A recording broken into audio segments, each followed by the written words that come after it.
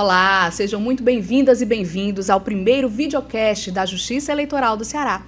Esse é o Papo Eleitoral, mais um espaço para aproximar ainda mais o cidadão dos serviços da Justiça Eleitoral. E para o nosso primeiro episódio, temos a honra de receber aqui no Papo Eleitoral o presidente do Tribunal Regional Eleitoral do Ceará, o desembargador Raimundo Nonato Silva Santos. Olá, desembargador, seja muito bem-vindo aqui ao nosso espaço. Olá, muito obrigado. E dizer que para nós, da Justiça Eleitoral, é uma honra ter aberto esse espaço destinado pela primeira vez, O presidente vem para fazer a abertura dessa entrevista, essa conversa que nós estamos tendo com os nossos eleitores do Estado do Ceará, e dizer que a direção do TRE Ceará, ela anda muito preocupada com os senhores eleitores e eleitoras, e em termos de conforto, em termos de tratamento, em termos de agilidade de processo, em todos os sentidos nós estamos atentos para dar ao nosso eleitor tudo o que for preciso para que ele se locomova até o local que ele deseja na Justiça Eleitoral para fazer o seu serviço que diz respeito à Justiça Eleitoral. Desembargador, e puxando esse gancho aí que o senhor trouxe, é exatamente esse o tema escolhido para o nosso primeiro episódio.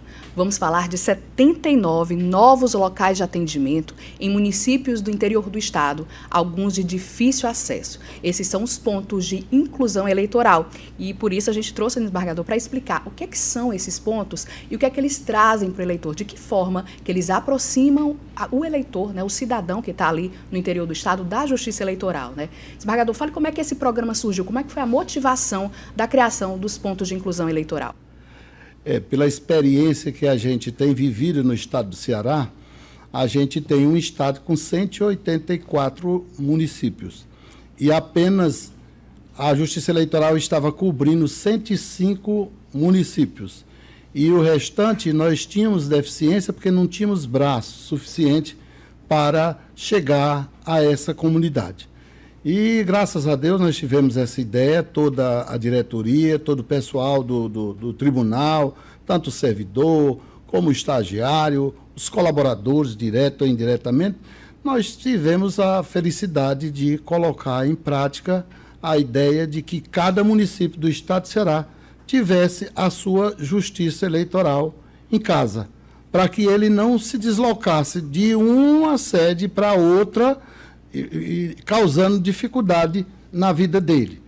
Aí nós primeiro estamos respeitando o princípio da dignidade da pessoa humana.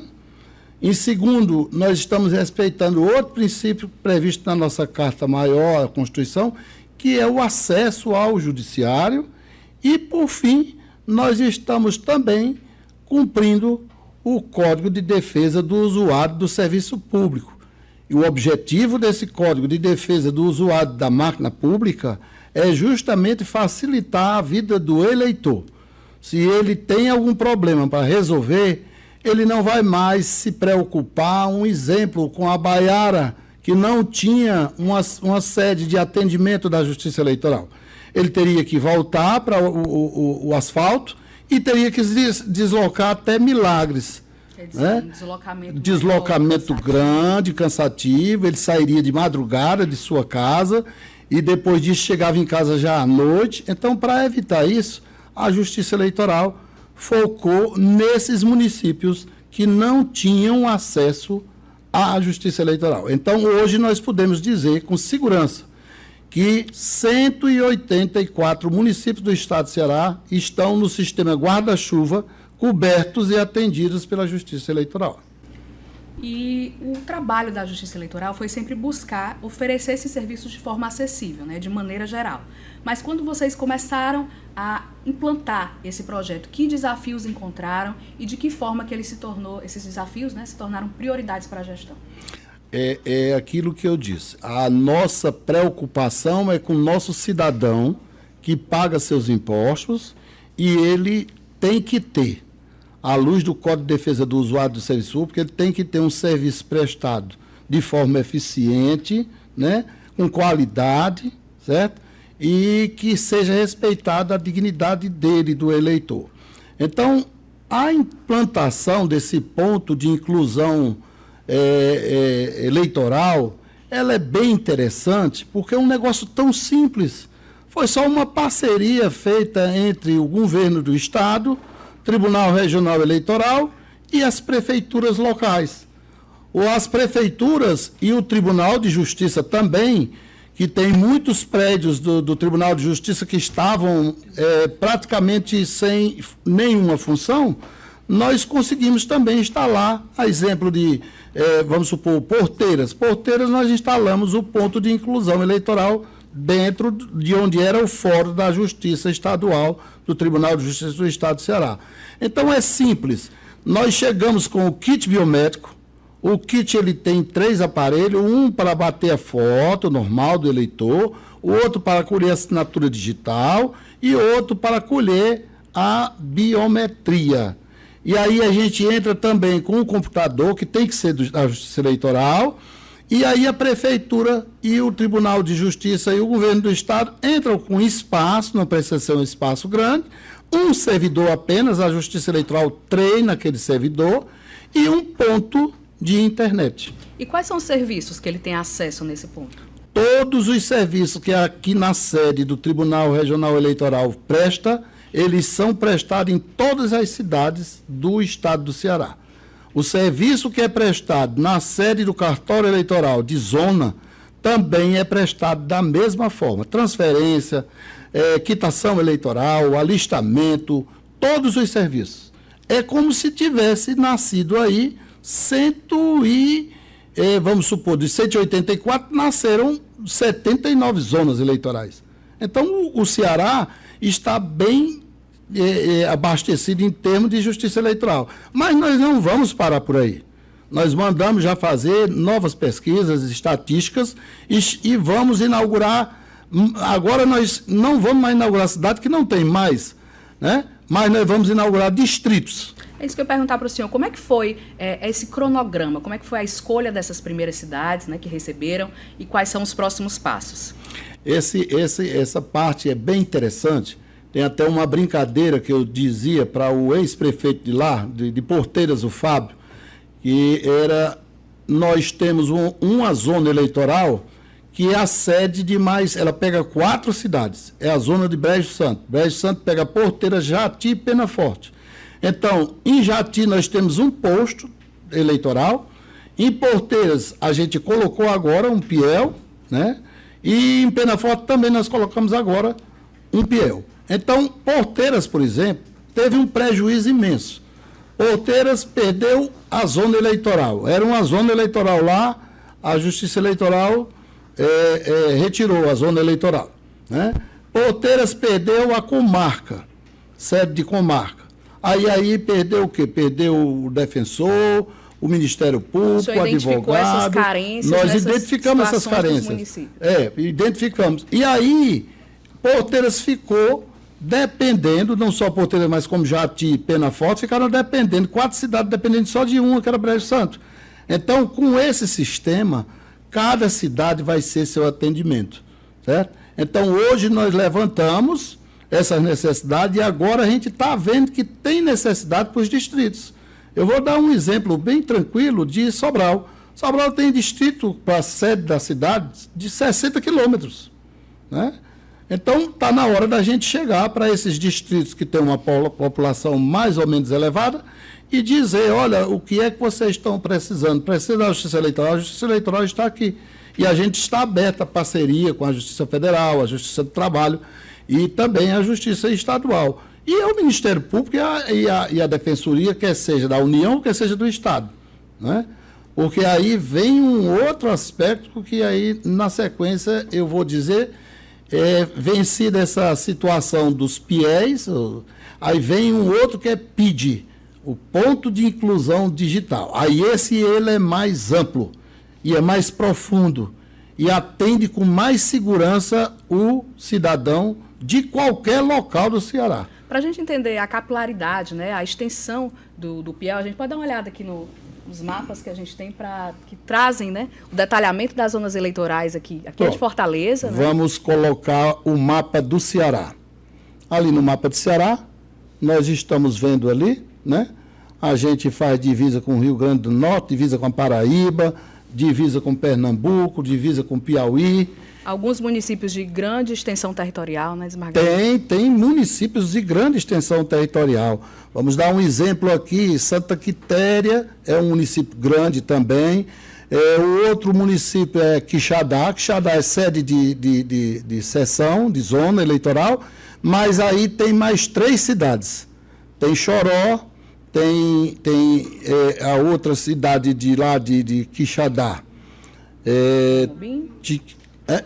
Bonabuiú, e tem mais uma cidade além em Quixadá. São 4 cidades, Baretama e Baretama. Então, são 4. Em todos esses pontos, a questão da inclusão, ela também estava pensada nesse planejamento? Alguns pontos tiveram que ser adequados para atender, por exemplo, um acesso de um cadeirante? Como é que foi essa questão da inclusão desses pontos? Em todos os pontos tem acesso, nós fizemos um levantamento prévio.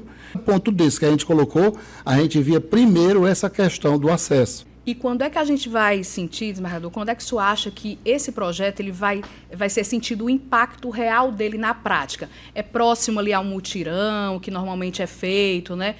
Perto de um período ali de cadastramento, quando é que o senhor acha que a população, ou já de imediato, o pessoal já está sentindo ali, na prática, a influência disso? É boa essa sua pergunta, porque aí a gente tem como dizer com precisão que foram beneficiadas com a instalação desses PIEs, foram beneficiadas mais de 1.300.000 pessoas. Foram beneficiadas. Nós queremos chegar aí à casa de quase 2 milhões de pessoas, depois que a gente fechar os distritos. Que é essa segunda fase que o senhor falou aí. Não né? para só nos distritos. Aí a gente vai avançar para as cidades grandes. Vamos dar um exemplo, Fortaleza. Tem gente que mora em Fortaleza, hoje aqui no Ceará, só se tira título de eleitor ou qualquer serviço da Justiça Eleitoral em 2 locais. Ou no centro, onde era o Tribunal Regional Eleitoral, ou na sede nova do Tribunal Regional Eleitoral. Mas e aí a pergunta vem, e quem mora no Barroso? E quem mora, por exemplo, no Acaracuzinho? Quem mora, por exemplo, lá no Conjunto Ceará? Como é que fica a situação? Nós mandamos os nossos estatísticos levantar direitinho o que é que a gente poderia fazer. E além desses 2 pontos que vão oferecer trabalho da Justiça Eleitoral, nós mapeamos na cidade de Fortaleza mais 5 pontos. Então a cidade de Fortaleza vai receber mais 5 pontos de reforço. Então quem mora, por exemplo, no Conjunto Ceará, não tem mais necessidade de ir para o centro ou vir para o Tribunal Regional Eleitoral, a sede nova. Ele fica por aquela região mesmo, certo? E depois a gente vai distribuir para o público os locais, vai dizer, eu moro lá no Padre Andrade, então não precisa o senhor vir para cá, para a sede do TRE. Não precisa o senhor ir para o centro. Aí próximo tem um local que vai fazer o seu atendimento. Às vezes pode ser a Casa do Cidadão, pode ser até um shopping, mas aí vai ter um espaço destinado ao atendimento do eleitor. A gente está falando aí de um atendimento mais humano, né? Não deixa Exatamente, de ser um atendimento mais humanizado. humanizado. E a gente sabe que a sua trajetória de desembargador é também de buscar ações que promovam a solidariedade, né? O senhor teve a fundação de um abrigo lá no município de Sobral, Exatamente. né? Ações para a população de rua, tanto aqui em Fortaleza como nos municípios do interior do estado. O senhor acredita que o papel da Justiça Eleitoral também é esse? É esse. É esse porque aí nós estamos cumprindo a nossa função social. Todos, que seja CPF ou CNPJ, tem a sua função social. O juiz, quando ele passa no concurso, que ingressa na magistratura, ele não fica ali preso àquela alcova, o gabinete dele, não. Ele tem uma missão. Ele tem que ter uma missão. Ele tem que mapear primeiro a área onde ele vai ter competência de atuar e procurar saber com a sociedade o que é que ele pode fazer enquanto representante do Estado de Justiça, o que é que ele pode fazer para poder ajudar aquela comunidade. Eu, por exemplo, eu fui juiz de Sobral, demorei em Sobral 4 anos como juiz eleitoral em Sobral. E nós pegamos logo um problema sério, que era o problema de adoção internacional. Certo? O Código ECA, Estatuto da Criança e do Adolescente, ele diz que, no mínimo, o prazo tem que ser de 81 dias para poder fazer um processo de adoção internacional. Então, Sobral, por exemplo, não tinha um local aonde a gente pusesse aquelas crianças que eram objeto de adoção internacional. E o que foi que nós fizemos? A gente procurou a sociedade e nós encontramos um local, o que foi uma situação difícil que nós nos encontramos lá em Sobral. Eram 25 crianças que não tinham para onde ir, a gente descobriu, e aí a dona Dora Lúcia, do Hospital Dr. Estevão, forneceu a casa dela, que era antigo hospital, eu acho, e aí nós levamos as crianças para lá. No dia seguinte, nós fomos até o centro de Sobral, no comércio, e tirei o paletó e saímos com o CDL de Sobral. Um dava uma geladeira, outro dava um fogão, outro dava um micro-ondas, outro dava uma cama, outro dava um colchão, e nós dissemos, para que já tem coisa demais. Agora vamos partir para pessoal, para trabalhar. Nesse caso, assim, o senhor usou de articulação, né? Essa articulação, uma integração, né? E isso também é o que tem acontecido nos nossos municípios do interior. Só acontece dessa forma, né, presidente? De mãos dadas, como é que tem sido isso? E como é que vai ser essa segunda etapa? Essa situação de mãos dadas é bem interessante, porque eu diria que isso aí é uma obrigação do gestor, né? Então, assim, a partir do momento que você está com aquela missão, você tem que buscar a solução. Não tem recurso necessário, mas você procura uma alternativa. E a gente, por exemplo, está fazendo essas alternativas, como, por exemplo, aqui nós temos parceria com as universidades. Nós temos na sede da Unifor, Universidade de Fortaleza, nós temos um parceiro em que ele ajuda o TRE e o TRE também ajuda a Unifor, né? Nós temos alunos da Unifor participando aqui como estagiários de graduação, de pós-graduação. Temos também da Universidade Federal, né? E de outras instituições, da UES. Então, o homem, qualquer homem, ele tem a sua missão na Terra, ele tem sua função social. E é isso aqui que a gente está fazendo. Eu diria que isso aqui, em forma de religião ou em forma de dogma, eu diria que isso aqui é uma caridade. Isso aqui, embora tenha um nome caridade, mas você não está fazendo, não é porque você é obrigado a fazer, não. Você faz porque você gosta. É porque você percebe que está precisando daquela intervenção. Não, mas não tem como fazer. A gente busca um meio para fazer aquilo ali. Então, assim, não tem dificuldade, é querer. E a primeira coisa, quando você tem um projeto que você quer, é dar o primeiro passo. E foi isso que nós fizemos. Em menos de um mês, nós solucionamos um problema gravíssimo do estado de Ceará, que era 79 municípios querendo os trabalhos e serviços da Justiça Eleitoral e não tinha condição. Teve alguma situação que o senhor se deparou nos municípios, nessas inaugurações mesmo, em contato com as pessoas, que lhe trouxe realmente, era isso que precisava, era isso que tinha que ser feito? Aquela alegria que a gente sente, aquela energia positiva, quando a gente começava a instalar o ponto, o cidadão já estava sentado na frente da biometria, na frente do kit biométrico, e já estava prestando serviço à Justiça Eleitoral. A partir dali, prestou o serviço imediatamente. E essa inclusão, da Justiça Eleitoral, ela tem um ponto hoje muito interessante. Ela tem um ponto bem interessante de ser dito, né? Além da gente preencher as vagas, né, existentes, 79 municípios, né, a gente nota que imediatamente os benefícios já estão aparecendo. Os frutos são plantados ali naquela hora e a árvore é plantada e os frutos começam a aparecer imediatamente, né? Então, eu acho que a gente está, com a ajuda de Deus do Padre Cícero, nós estamos no caminho certo.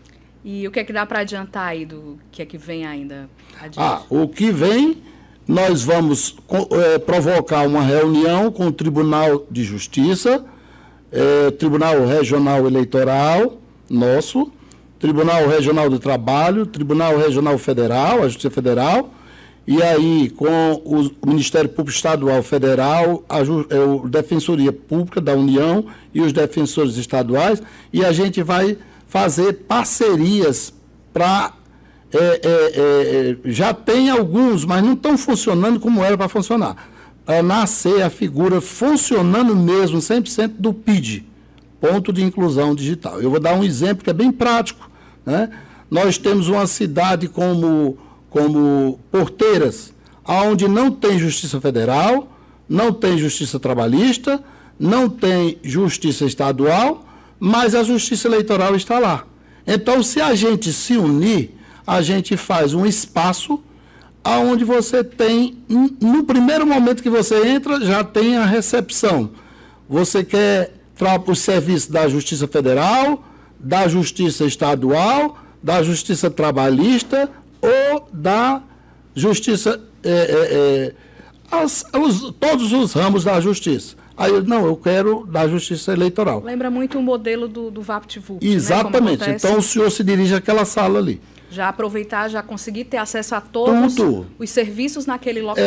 Exatamente. Você está morando, você está passando uma temporada em Jardim, por exemplo, né? Ou então você está passando uma temporada em Porteiras.